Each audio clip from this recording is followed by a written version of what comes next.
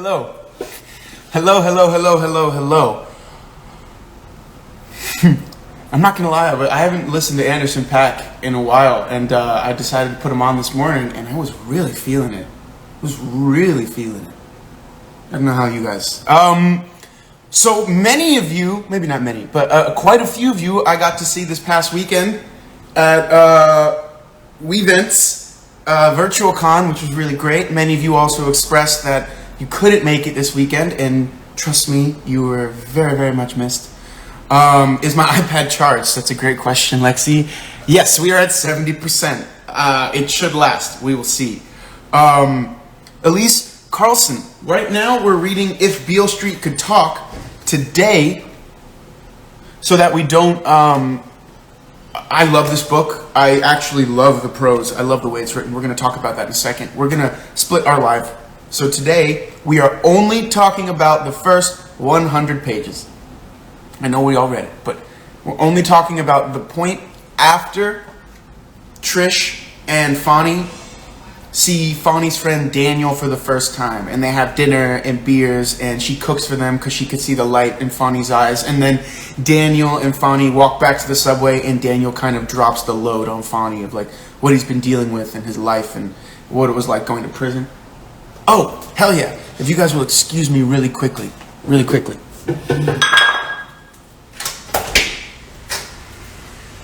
What's up, my dude? Hey, man, did you see all of this stuff? Yeah. Okay. Okay. A little bit, but like my main concern is we see a bunch coming right up through here, and you'll see them follow that line, and they come all the way down. And then I don't know where they come from. We see a bit inside, but it hasn't gotten worse. No, but we had those, the thing for ants. Okay. Do you mind doing this? Yeah. Thank you. Sorry. Here. Sorry. Sorry, guys. Not getting food. The building I live in, we have, there are like ants on the outside, and we've been sitting on the balcony. So the gentleman who's going to rid us of ants is here, and we were told that he would be coming around on this day. We didn't know what time. I'm glad he's here. So sorry guys. I am so sorry. How many cameras do I have? Here I have 1, 2, 3, 4, 5, 6. So we're only going to talk up to that point, the point where Fonny kind of re-meets Daniel. Right before, this is right after Trish's meeting with the lawyer and whatnot. Exterminator! Thank you, Scribe Sarah. The Exterminator's here. I don't know why that was very hard for me to remember. Anyway, so today we're going to be talking about that first half of the book. Sunday we're going to finish the book, and we're going to talk about the movie. Now, we're going to talk more about James Baldwin as well next time, and I'm actually thinking of adding another book. So we'll talk about that at the end of this. So first of all, let's start off nice and ready. We're about 5 minutes in. Hi, Fritos. Welcome to the book club, everyone. Let's welcome our new member. Today we are talking about the first 100 pages of If Beale Street Could Talk by James Baldwin.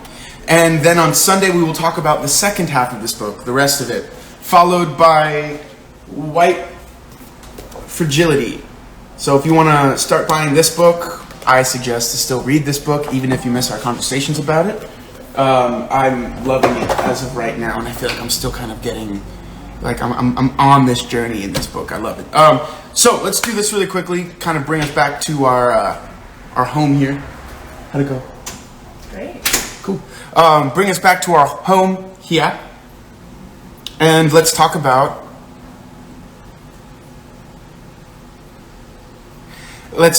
this book. What are our one-word thoughts? Let's jump right in.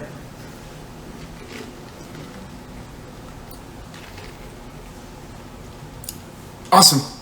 Great. I'm glad we have so many new people. This is great. So yes, what are our one-word thoughts?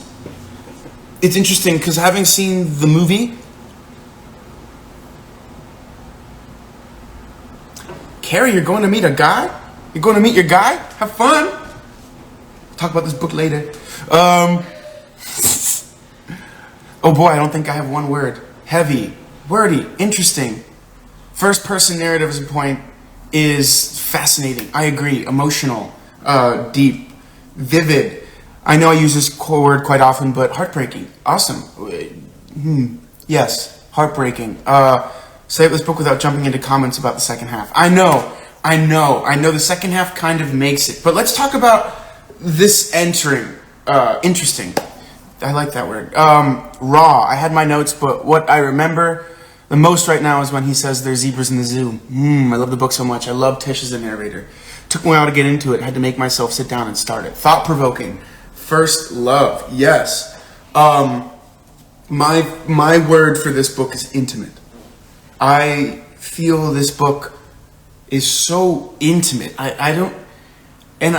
It was the same sentiment I had when I saw the film, which I'm very excited for everyone to see if you haven't seen it yet. I think Barry Jenkins does a phenomenal job. And it's so beautifully intimate, this novel as well as the film. They captured that. I love how delicate it feels and how I really feel like we're lucky to be in on this story. You know? I read it so quickly because I loved it. It seems so long ago. Yes, intimate's the perfect word. Realistic. I like the way he places Tish as a narrator. His way of writing reminds me a lot about Toni Morrison. Interestingly enough, they were writing novels around the same time. So that might be a key to that. That they both were contemporaries. You know, they were contemporaries, right? Maybe not. Maybe she came after Baldwin. But even then, you could definitely see where they're writing, I think, either is influenced similarly or influences each other. I feel like I've been given a window into their lives. It feels like I'm seeing something I'm not supposed to see when it comes to their love story. And it's as if I'm violating their privacy. That might be it. That might be it, Rita. Because the way in which she speaks, I love how she always reminds us, too. She's like, and I don't like talking about this, or I don't want to tell this lawyer about Fonnie. I feel like he should already know. In a way, it's like saying that we all feel so connected to this because the story of this love, this pure love, is like universal, and we all can understand that beautiful thing that they hold. But the world in which it exists, that is constantly trying to take from them, it's so sad. But their love is so strong, and their sense of family so together that it's like, I don't know, it's interesting. I'm still trying to. Toni Morrison wrote a eulogy a couple of days after Baldwin's death. Kel Caesar, can you send that to me? Can you Google that and post it online, or send me a link on Twitter? I'm going to post that on the Rosende Read story after this meeting, and we should all read that and then talk about it next time. Thank you for telling me that. Are we talking about the book in general or answer a question? I'm late, so sorry. We're talking about the book in general. I always start with the question, what's our first one-word thought of the novel, Celine? And then from there we continue and just start talking wherever the conversation kind of organically goes. My word for this novel is intimate. It's so beautiful to see Tish's perspective. Very intimate, intense, like you can feel her emotions.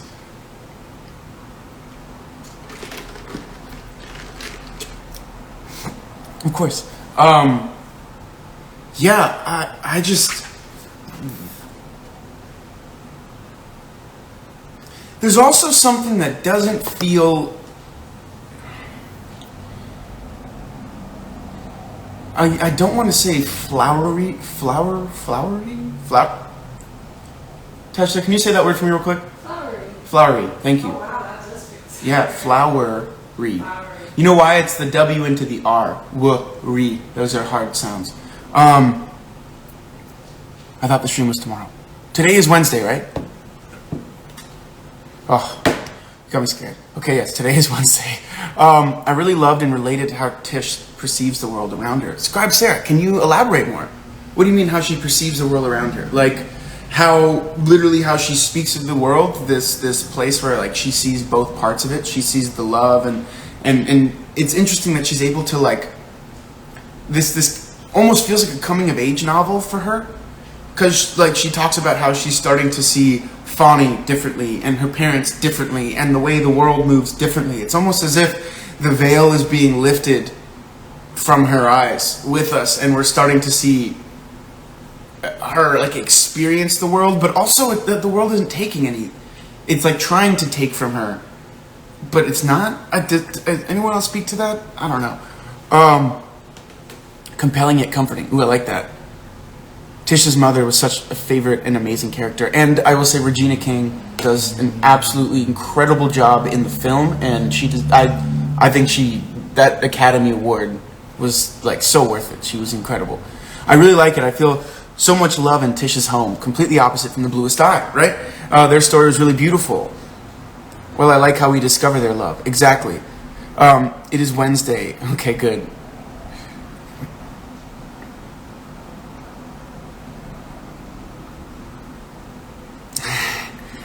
Guys, why does this live always become about food? Excuse me. It's kind of is a coming age story. I mean, she's so young and she grows a lot through this experience. Yes, you're right. You're right. So it is. She did win the Oscar.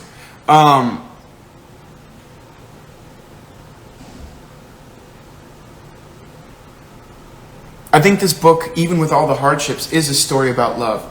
I think it's a story about love, and it's a story about how love endures. And it honestly, it reminds me of the famous Bible verse from 1 Corinthians. That love, it bears all things, endures all things, it's patient and kind, not jealous. All of that you see perfectly exemplified in her relationship with Fawny, the way they know each other, the way they see each other, the way they, I don't know, it's a lovely, beautiful gift that they have. Honestly, a thing that I deeply admired was the support the people gave her. Her sister and her dad worked so hard. Her mother overcame her fears. Yes, we're not quite there yet with how far we're speaking today. Her mother going to Puerto Rico. We're just before that decision. We're gonna talk about to where the lawyer talks, where he says that's necessary and they're thinking of hiring someone. So you know, Lorena. But yes, I have to admit that support. Well, it's interesting because we see the opposite side of the coin in Fawny's household, right? Trish comes from a loving family that loves and supports her, that cares for her, that builds her up. Fawny is alone. His father and him, although connected through their aloneness, are alone. The only unity in that household is the three women in Fawny's household, the mother and two daughters. So he comes from a place where he literally kind of has to fend for himself to a family that's willing to support him entirely, accept him, take him in. So they live in like opposite worlds in that sense. At the same time, they live in opposite worlds of being a man and a woman. They live in opposite. It's a cool balance they have for each other.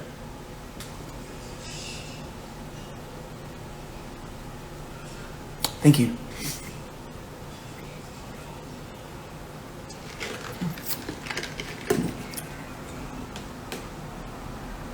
I love Ernestine too.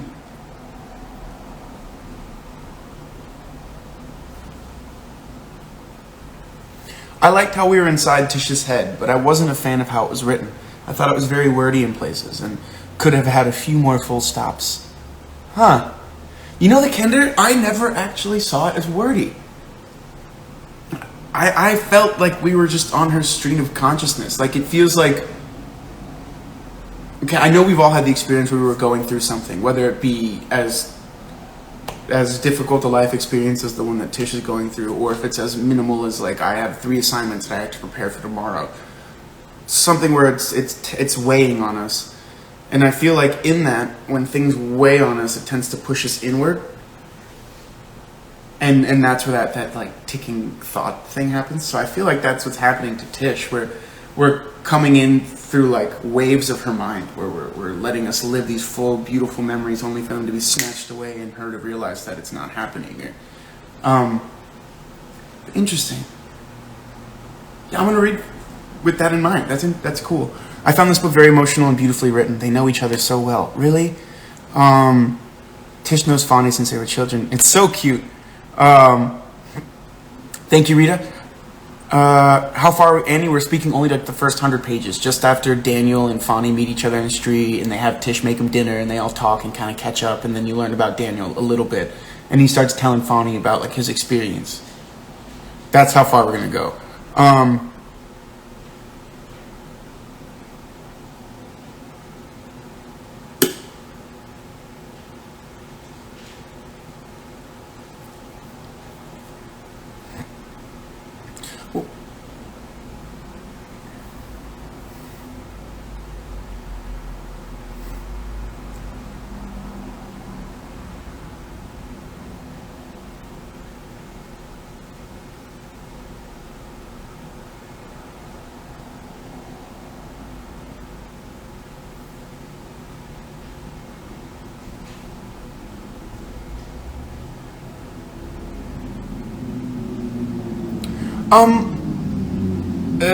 Elenia Sue, I don't know if I'm saying your handle right. I apologize if I mispronounced it. But you said you haven't finished the book yet. You read it years ago, seen the movie. For some reason, having a hard time getting into it this time. You know, I'm not going to lie. We pushed this book back a couple times. I think a lot of us had I don't want to say trouble clicking in, because I think once I clicked in, it was like, whoa, I couldn't stop. And I read a lot very quickly. I read like 20 or 30 pages, like, once it finally happened. I'm trying to think, when was the last time we read a book in this first person perspective? I feel like at times that can be hard to get into because we're learning the style of this very particular person's voice. I felt that way with this novel specifically. I don't think James Baldwin always writes like this. I know that this novel, written in 1974, he was actively writing from like 1960 to 1984, 1980 something. So he wrote during a very, very divisive period in American history. Not divisive, a very full of life period of American history.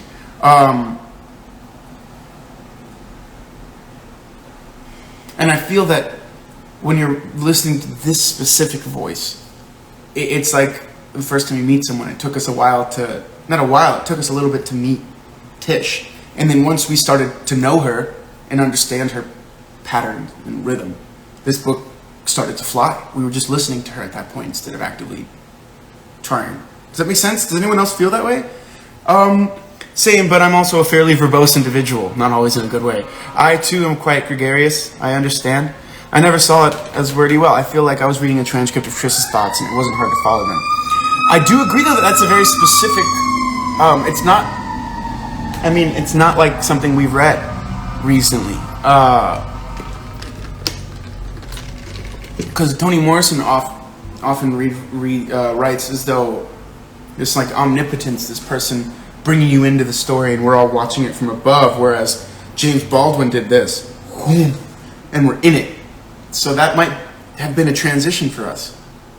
I wonder. Okay. I feel like Ernestine is there for Tish a lot more than Fonny's sister there for him. Fonny only the support of his father. Yeah, I mean, and we see that actively. The difference in support they both have, the difference in the world they both have, and I think one of the reasons, not one of the reasons, but one of the comforts that Fonny has through Tish is a home. And a home in its entire sense, a place where he's cared for, a place where he can feel safe, a place that they want him there. I'm a mother, and sometimes I just know what my daughter's not telling me. It's not magic. It's just being around and caring so much about someone that you can read them at ease. I feel like parents tend to have a thing. Us children are literally parts of them put together. So if a piece of them is part of me, of course they're going to know if something's going on. That actually kind of makes sense to me. But that's cool. So, how do you feel about the relationship between... it's kind of a dumb question. It's a beautiful relationship. The relationship that Trish has with her family, the way they support her. One of the things that I also found very interesting was not very interesting. This is my privilege speaking here, and this might not interesting. I love the understanding of the system in their community. You know, in the sense that Daniel starts talking about how his prison stint went and stuff, and there was no questioning of the validity of the system. They were like, yeah, that happens, man. We know that sucks. Oh shit, how are you? They know that he got completely taken advantage of, taken away from, and those are discussions that, like, even Sharon says it. She's like, we had people die in prison. We know, but you need your strength, Tish. This baby needs your strength. The systemic oppression that is present here in this book that they have to treat as though it were just another obstacle, not something that was actually oppressing them. They treat it as both, I guess. It's just like, it's one of the things Baldwin was known for. Writing about this and bringing it to the attention of like the American public in this way. I don't know, I just love the support there. And I'm loving this book. So a stream of consciousness that really wrapped me up inside as I read it. Yes. It's okay. I hope dinner was good. Baldwin combines vernacular language and non-chronological narrative techniques to forge a singular style. Tish's narration moves forwards and backwards in time, incorporating her memories into present-day storytelling. So that's probably why it might be hard for us to get in, is because this non-chronological narrative, we're going back and forth. We know, well, for us that have seen the movie, we know what happens. And for us that haven't, that are reading this for the first time, we recognize that we don't know at what point we're joining Tish in this story. We know that we're joining Tish and she's telling us this story and we're along for the ride. But we know that she speaks of Fonnie in the past. When they're together, they speak as children, and then she easily flows into a moment when she's visiting the lawyer. And then she goes back to a moment where they first like united as people, and then they go back to being with the family, talking about what they're going to do. So this stream of consciousness that makes that makes it, I think, difficult to kind of follow that line, but I'm loving it, and thank you for that, Maddie. That's awesome.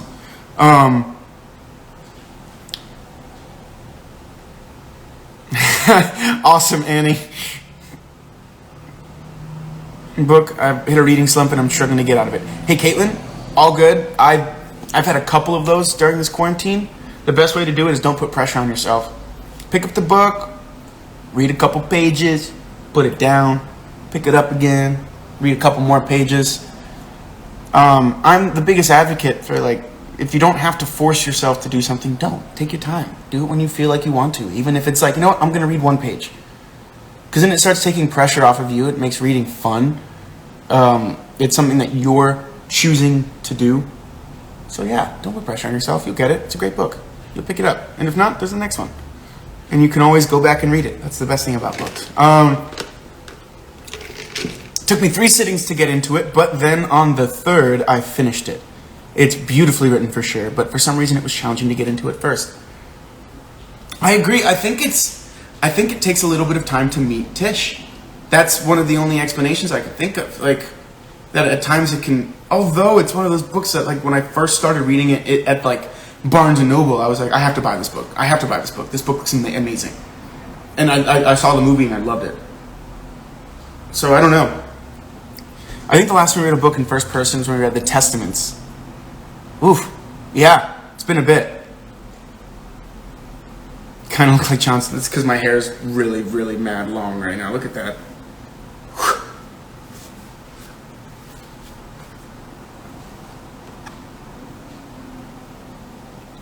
I think it's harder to read first-person narratives to me because I can't usually connect with the main character and it feels really personal sometimes.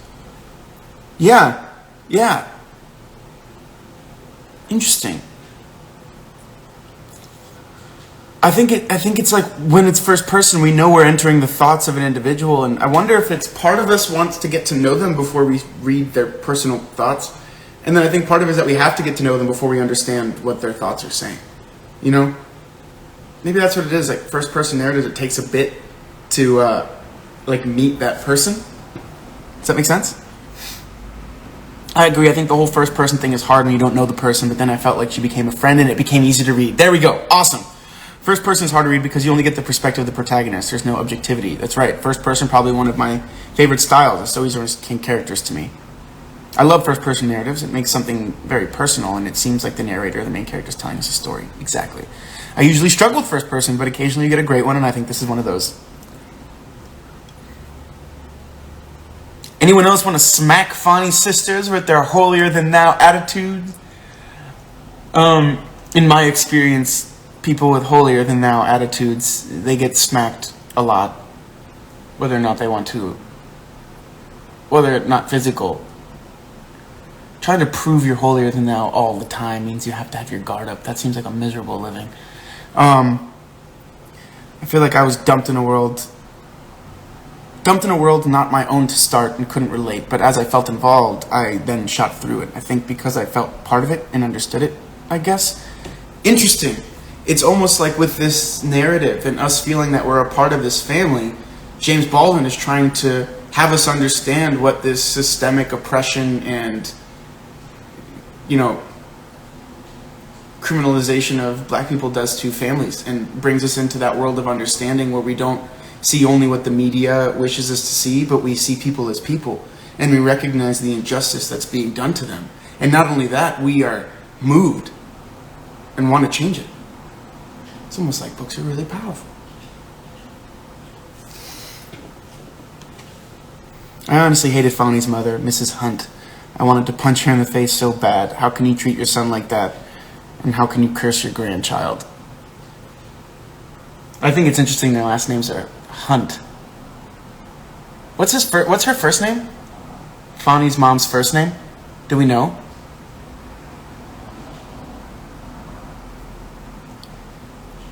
Parents have a sixth sense about their kids, I believe that.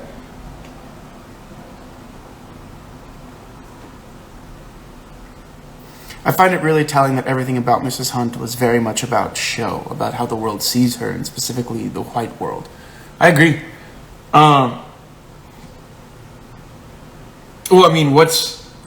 What's more destructive to a person like that than to have, like, her son in prison now to the white world?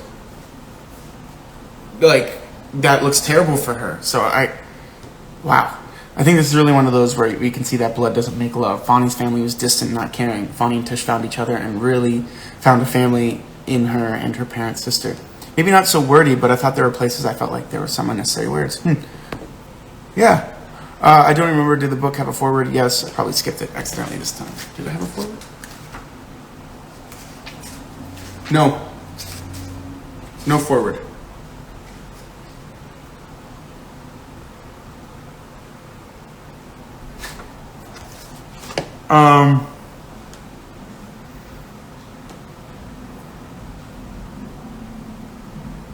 Baldwin makes a point to this in two places for sure, 25 and 68.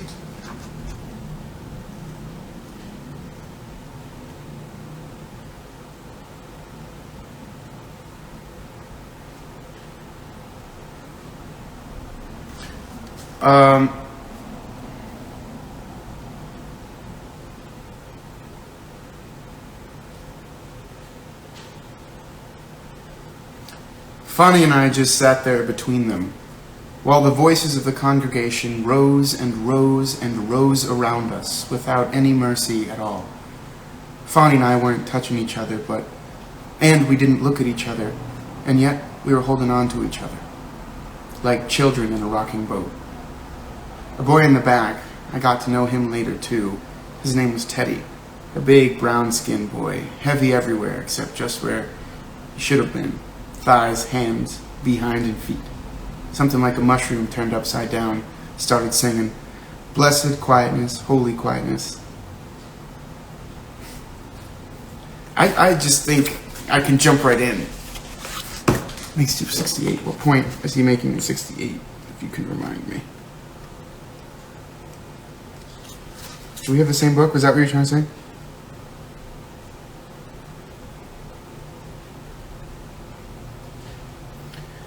Mrs. Hunt stared at Frank, then rose and started walking toward me, walking very slowly and seeming to hold her breath.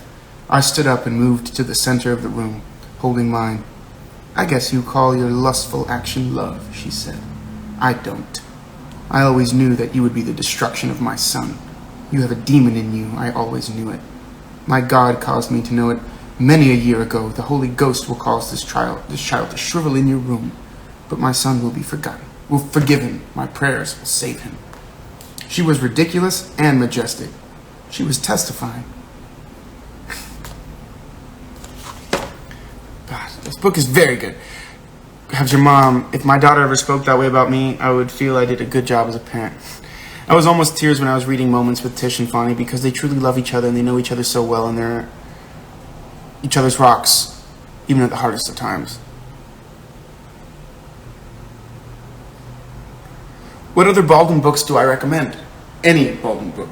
The one that I'm looking at for us to possibly read is the one that I wanted to pick before this book, written in 1963. It's 2 essays that Baldwin wrote about white supremacy.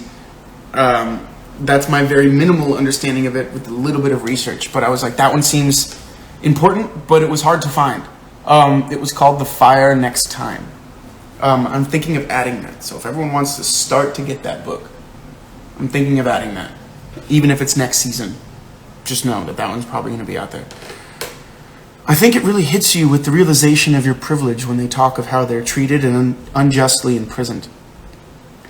And I think that's the biggest thing that I think I was trying to comment on when they were all aware of the systemic oppression.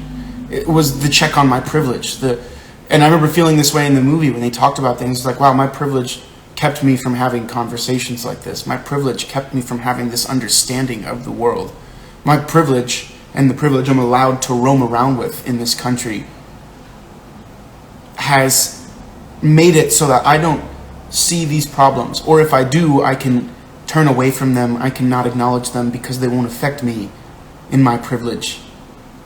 And I think, in a way, it's Baldwin was, with this novel, forcing people to wake up. I love it.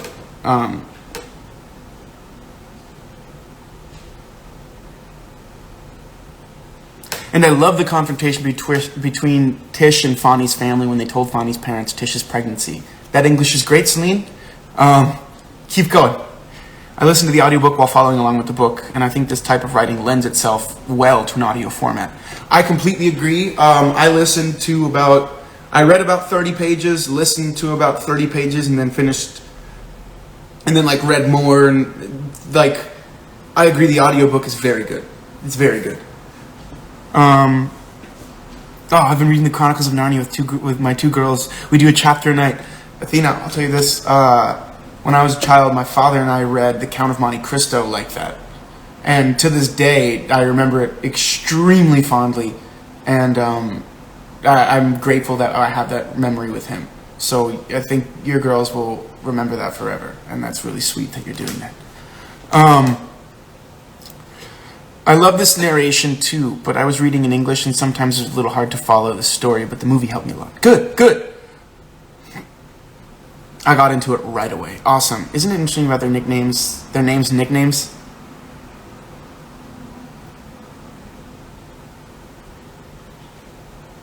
I actually finished the book while I was in class, and I can honestly say that it's been one of the best books I've ever read, and I'll make sure to read more of that author. Yeah, read more James Baldwin, for sure. I definitely intend to, and I intend to put more James Baldwin in our future seasons. So, man bun Berto, we want to see a man bun. I don't think my hair is long enough yet. I don't think it's gonna work. Alright. How, it takes a while to understand the voice. Heartbreaking thing, funny, help Daniel through his struggles, and we know he'll be struggling with the same stuff himself.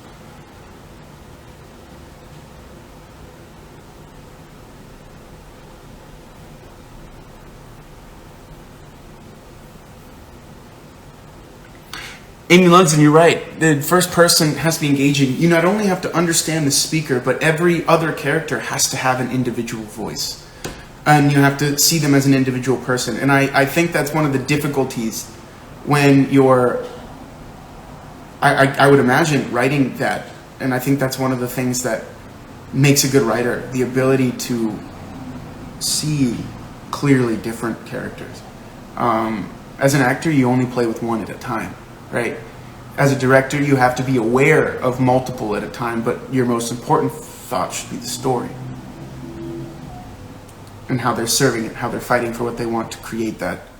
But as a writer, you have to make sure they're fighting and they're fighting and they're fighting and they're fighting and God, being a writer would be really cool.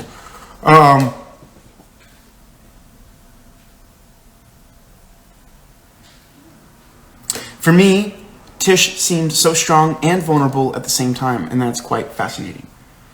Question, do you think she seems so strong because we know how vulnerable she was? We know the world that she was confronting because she was telling us constantly, but she still did it. I think that's where we see her strength. We know her fears. We know what she's going through. We know that Fonny's gone right now and she's trying to figure it out without him, but also not trying to show.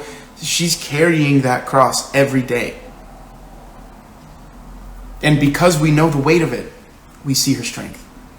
Not because she's trying to act strong. It's because she's acknowledging her world, but continuing to move forward, which is something that I always say about strength. Strength isn't how you're seen, it's an action. It's continuing when other people feel the weight would stop them from moving forward. You know?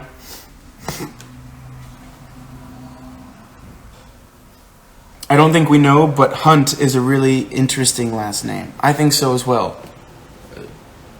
Hunt rhymes with derogatory words. It also means like searching to kill, to hunt.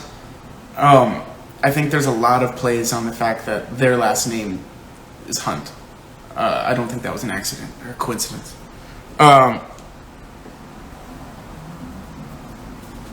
I don't think we've ever seen Alice in the book either. Not that I remember yet. Wow, I fell kind of behind. I'm going back.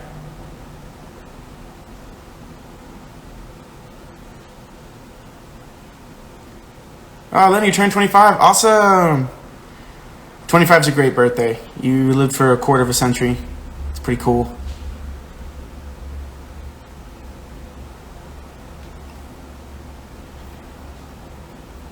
I want to talk about Daniel. He's a mirror image of what will happen to Fonny if he gets out of jail. The time spent as a prisoner will never leave him. We could say mirror image, or we can say a foreshadowing. We don't know in the novel what's going to happen to Fonny at the point of 100 pages when we meet Daniel. But seeing as we're about the middle of the book, seeing as Daniel is this character met at night, it feels like an archetype almost, this character that comes to foreshadow harrowing news.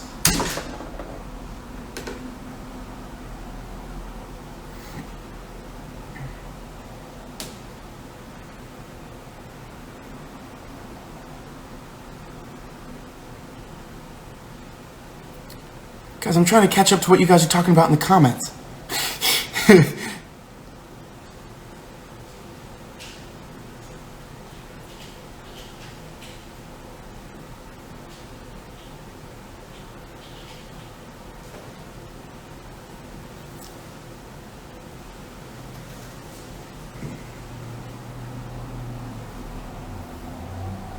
Whoa, okay. What sequel are we talking about? There's a first one and a second one? What is this, Dina?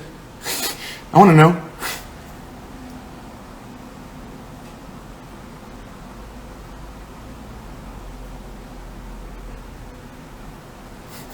Tessa, they're wondering if they should engage you in the Alberto's Man Bun campaign. I'm all for it. She's all for it, she says. I love when your hair's long. I read the book in school. What book are we talking about? I think Tish was extremely scared and very lost, but the fact her family was there and was her wall in case she felt to give support helped her grow and be strong for everyone. But there's something else we're seeing with Daniel. Daniel had no one.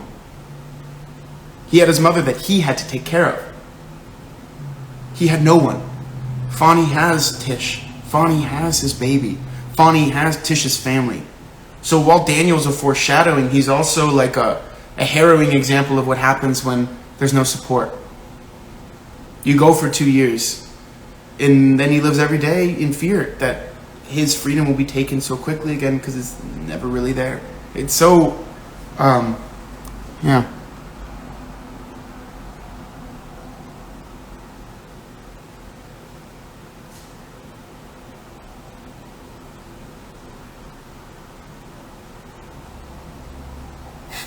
Tessa, we knew we could trust you. You a keeper, baby.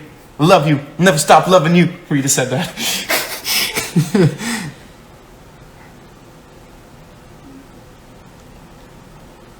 I have discovered that there's a second book written by the author of the truth about the Harry Caber affair, and I don't know if it's a sequel, but I need to find it. Yes, Joelle Dicker did write another book. I don't know if it's a sequel either. Do you know, T? Is Joelle's... Is it a sequel? You're talking about Harry? Yeah. No, it's not. It's a different book. People are asking because they want to read it. There's another book. Yeah. Sorry, I wasn't listening. Don't worry about it. He has lots of books. Apparently he has lots of books. So, because people have read Harry Caber and they're like, I want to read his other books. I didn't know he had other books. Oh my god, yeah, he does. And he, I think, just came out with a new one recently. And Tessa believes he just came out with a new one recently.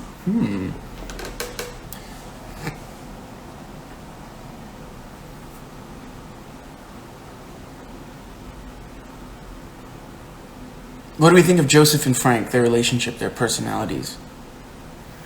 I'm finding a theme here, and I think it might be because Baldwin wrote this in the 60s, but very similar to Toni Morrison and what we've read of her. They both very clearly distinguish the world between men and women.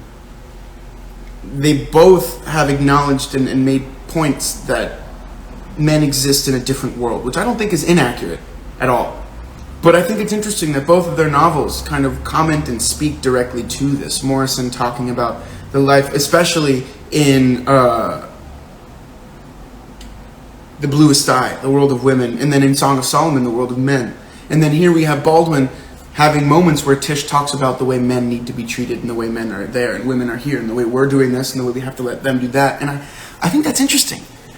Not many other books have we had where they acknowledge the differences or made it very clear the differences in the world in which they navigate. And I want to know why. What do you guys think about that? Yes, his new book came out like 2 months ago.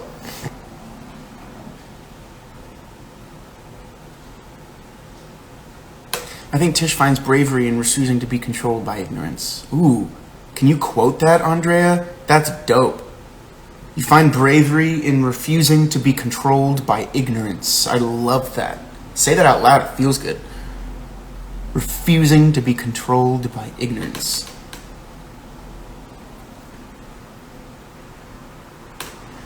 Speaking to what Alberto said about Frank and Joseph, that line on page 60 points to it as well.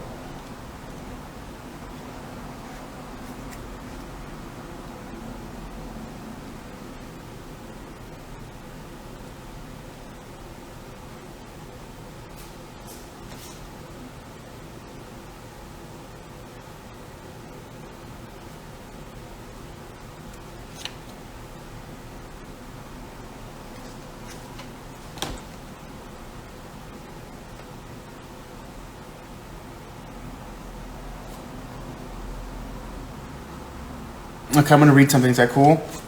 The line about making money. Well, I think our pages might be different, but literally the page I open up to speaks about this. I've had time since to think about it. I think about the first time a woman sees this, though I was not yet a woman. She sees it, first of all, only because she loves the man. She could not possibly see it otherwise. It can be a very great revelation in this. And in this fucked up time and place, many women, perhaps most women, feel in this warmth and energy a threat. They think that they feel locked out. The truth is that they sense themselves in the presence, so to speak, of a language which they cannot decipher and therefore cannot manipulate. And however, they make a thing about it. And so far from being locked out, are appalled by the apprehension that they are, in fact, forever locked in. Only a man can see in the face of a woman the girl she was. It is a secret which can be revealed only to a particular man, and then only at his insistence. But men have no secrets, except from women, and never grow up in the way that women do. It is very much harder, and it takes much longer for a man to grow up. And he could never do it at all without women. This is a mystery which can terrify and immobilize women, and it is always the key to her deepest distress. I think it's interesting that he does that. Okay, Annie, if Beale Street could talk, they live on Beale Street. So in a way, in the title, it's alluding to this idea that if this one street could tell you the stories of this street, could you listen? Would you listen? In a way, he's also saying this is a universal story. It's like saying if the walls had ears. You know, it's saying like what stories would they tell if the walls had ears to listen and a mouth to speak?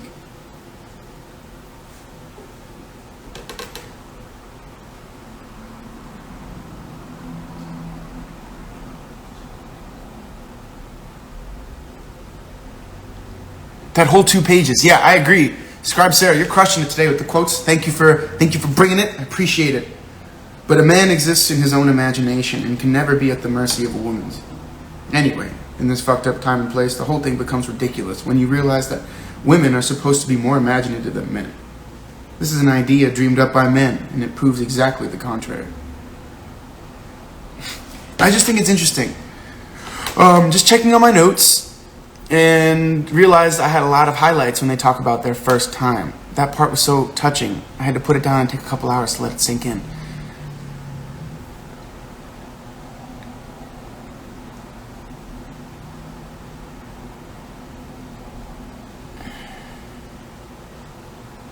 It's interesting because it almost feels as though that the what they touched was too pure. It was too beautiful.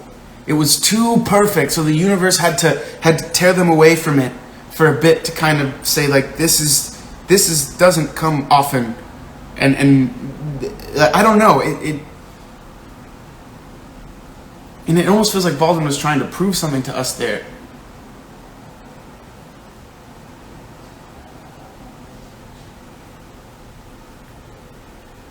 I don't know.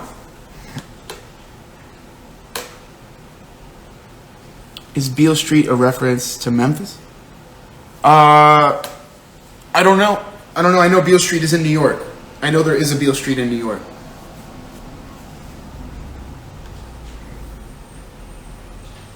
Oh my gosh, we have like 10 minutes left.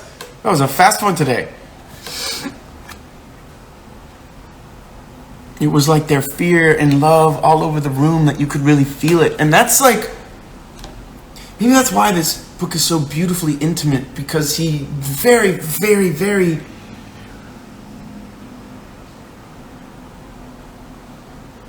masterfully invites you into the beautiful intimacy of these moments where these people are together in a way that feels so private that some of you are agreeing we feel like intruders on their love.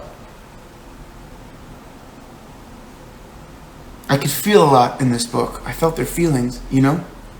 Cool. The Beale Street on the title is not the name of the street where they lived.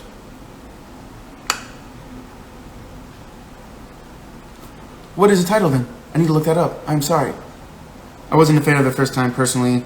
The emotion was there, but the actual act was horrifying. If there's blood, you're doing it wrong.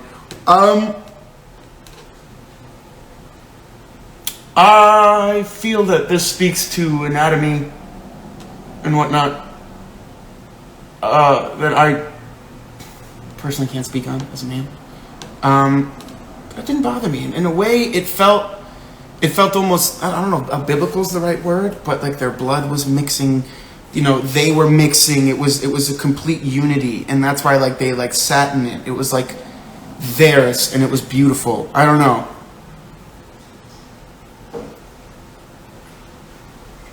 To a bio lesson now. No bio lessons from Alberto. He's not a biologist. Not a scientist. Our science lessons will come from Tessa.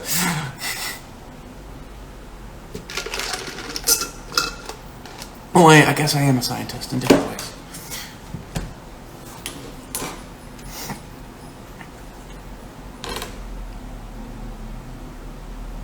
And it was very rawly written in a pure way. Where is the street? I promise I will have an answer for you guys next time. They were becoming one. And now I'm here thinking of creepy Jonathan and Clary now. Right? Not gonna lie. I don't want to say anything bad about ships and Shadowhunters, but I'm sorry. I think Tish and Fonny are the OTP of all time. Biologically, everybody's different, so if there is blood, that doesn't necessarily mean it was done wrong, just that that body is different. Thank you for someone else jumping on that one. Oh, you know what? We only have about 5-10 minutes left, so let's do quotes now before we jump into what we're going to do for this weekend. So, anyone have any quotes? So yeah, maybe it's in Memphis. I promise you I will have the reason why it's called If Beale Street Could Talk next time. Like I don't know I don't know many other ships that hold a candle to them.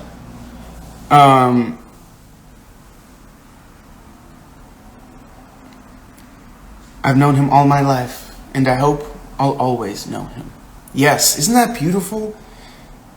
I hope that nobody has ever had to look at anybody they love through glass. The song is old, the question unanswered.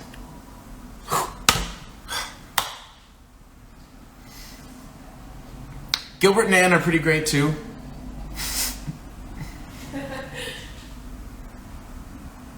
I never felt so light. It's a miracle to realize that somebody loves you. Ah, that is a beautiful line.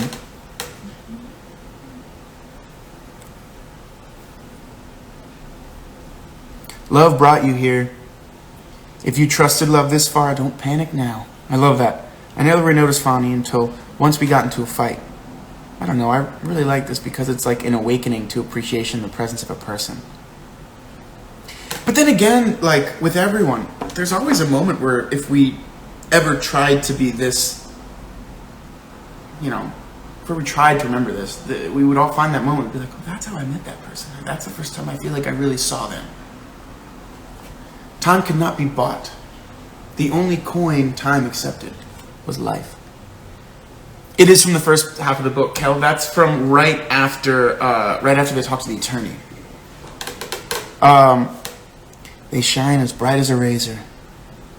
Maybe it's because you see people differently than you saw them before the trouble started. Maybe you wonder more about them, but in a different way. One of the most terrible, most mysterious things about life is that a warning can be heeded only in retrospective, too late. Watching people get happy and fall out under the power is always something to see, even if you see it all the time. People don't believe it about boys and girls that age. People don't believe much, and I'm beginning to know why. But then, got to be friends, or maybe it's really the same thing, something else. It was as though we were a picture trapped in time. When have we heard that image before? Trapped in time, forever in the amber of this moment. This had been happening for years. People sitting in a room waiting for dinner, listening to the blues. It's funny what you hold on to get through terror when terror surrounds you. That quote is beautiful. It's funny, quotes time, yeah. It's like she had to be very together because I had gone to pieces. If you give people hatred, they will give it back to you. The world sees what it wishes to see, or when the chips are down, what you tell it to see. It does not wish to see who or what or why you are. It's astounding the first time you realize that a stranger has a body. The realization that he has a body makes him a stranger. It means you have a body too. You don't want to think about those who didn't, and to tell the truth, there's always something very sad in those who did or do. That's speaking about people that survived in those places. Tish talks about the rats size of cats. His sight forced itself to stretch itself beyond horizons he'd never dreamed of. If his arms had not held me, I would have fallen straight backward to my death. I hope that nobody ever has to look at any. If you look helpless, people react to you in one way. And if you look strong or come on strong, people react to you in another way. And since you don't see what they see, this can be very painful. The body of one's lover is always, no matter how well one gets to know it,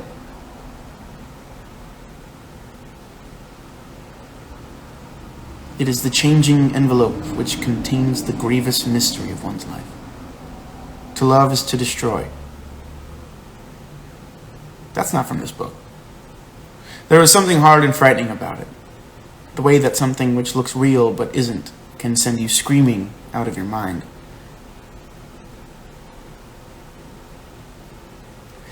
The reference to the blues, the Beale Street in Memphis. Thank you, Cal. I will look that up, and I promise you I will have the proper information about that next time. My apologies. Though the death took many forms, though people died early in many different ways, the death itself was very simple, and the cause was simple too. As simple as the plague. The kids had been told that they weren't worth shit, and everything they saw around them proved it. As you can see, guys, we are reading a masterful work of literature.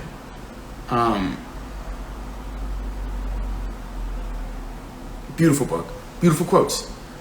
We have 2 minutes left, so it's that time. We will speak to the rest of the book on Sunday at around 11 a.m. We will also speak about the movie. So check out the movie before then. I know it's available online in many places, possibly free because of the Black Lives Matter movement. Some of these films have become free online for us to get. If anyone has any inclination or understanding of where those are, please tweet them out. I will tweet them as well. If I asked you to tweet me something, can you tweet it? Because I forgot what that was. It was Kelsey's, or it was Toni Morrison's eulogy. I will remember to look that up and have that for us. So we have about a minute left. Guys, keep reading, keep being curious, keep questioning things, keep learning, keep growing, keep seeking to deeper understand not only the world around you, but yourself.